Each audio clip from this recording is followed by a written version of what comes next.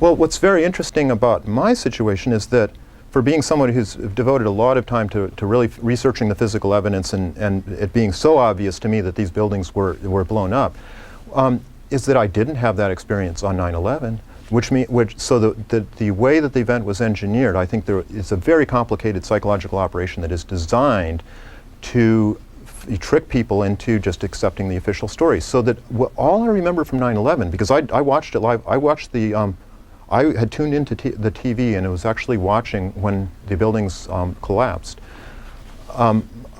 The thing is, I don't remember seeing the buildings blow up. I remember, my experience of it was that I remember seeing the buildings there, and then it was like, oh, they just dissolved, they're just gone.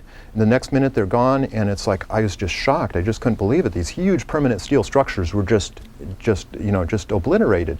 And yet, I didn't question the official story at that time. I thought, gravitational collapse. I was like so many other other people. I was trying to figure out how could that have happened. Oh, maybe it could happen this way. Oh, maybe I was trying to support the official story. Like and so many other people were. They were trying to they're bending over backwards to try to explain how these things happen within the confines of the official story. Because it involves confronting some very ugly truths about the people in power, the people that are in power over our lives, the most powerful people in the world. The American administration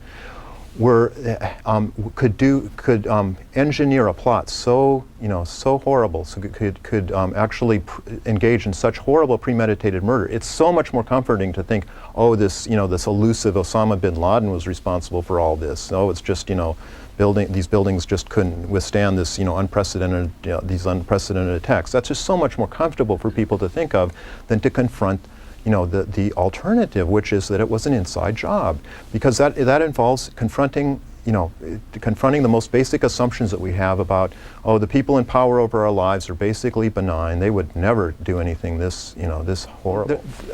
There's a number of ways, and it has to do both with what I call front end, engineering the attack from the front end and from the back end. So from the front end, it's like the whole attack, I think, was carefully designed so that so as to insert this idea into people's minds and get them not to question it. Now, if you look at the timeline of the attack, I think a really important part of it is the way that the attack unfolded over an extended period of time, starting with some very incredible events. That these planes got taken over by a few guys with primitive weapons, and then they managed to pilot them into these small targets, even though they were not good pilots or anything. So you had a whole cascading series of events, each one more incredible than the last. So you have the planes getting taken over, to one plane hitting the tower, to the second tower getting hit, to the Pentagon, which should have been the most, which you'd think is the most heavily defended building in the world. And yet it's wide open to attack. So it's just like this ratcheting up of the implausibility of the story. So that by the time we get to the tower starting to fall down, which is after all these other events, after the Pentagon attack, by that time I think people were just in this state of complete openness to where they're just in such a state of shock that they aren't even at all inclined to accept the official story. I also think that the design of the attack is such that it triggers people's conditioning to feel like they're watching a horror movie, because it has the same length. It unfolds over a period of about 2 hours. It has the same scenes. I mean, the attack on Manhattan is just like this canonical thing. It's like, instead of Godzilla running down the streets, you have these dust clouds chasing people down the streets.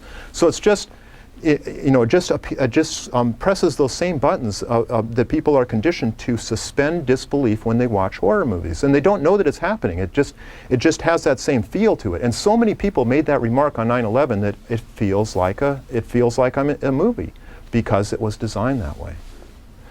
Well, the most specific action is a legitimate investigation. That's something we haven't begun to see in the response to the attack. In fact, there's been nothing but sham investigations so far, starting with the handling of Ground Zero. Because what happened to Ground Zero, now remember here that what we're talking about is the 3 largest engineering failures in the history of the world in terms of buildings. The total collapse of these 3 buildings for reasons that there's absolutely no precedent for and don't make any sense. This, and that cost about 2,500 lives.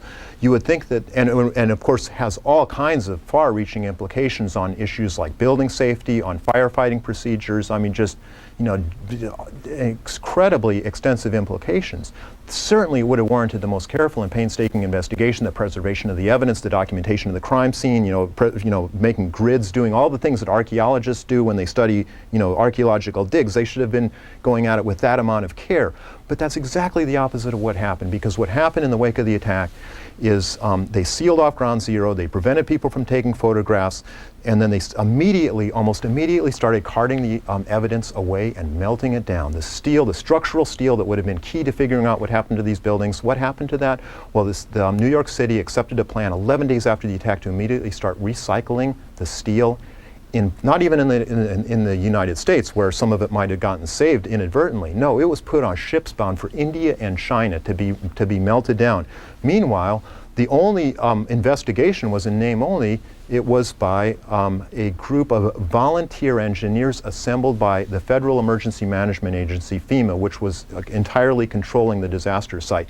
So this investigative agency wasn't even allowed access to the crime scene. The only access they had was one guide, they described as a guided tour. Other than that, they got to sift through some pieces of metal at the salvage yards while all the big pieces of steel were headed on ships to Asia. And they didn't even look at a single piece until like a month after the attack. And when they finally published their report in May of 2002, this accelerated cleanup operation, I mean, there's huge amounts of rubble to get rid of.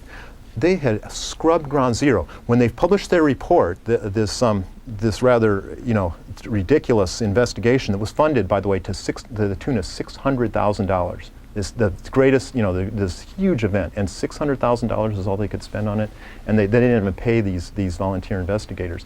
Well, by the time they published their report, they say further investigation and analysis is needed. We cannot definitively determine the cause of the collapse, blah, blah, blah. Well, there was no more evidence. How interesting that by the time they completed their report, that corresponded to the time that they were scrubbing Ground Zero. They had all the steel melted down already.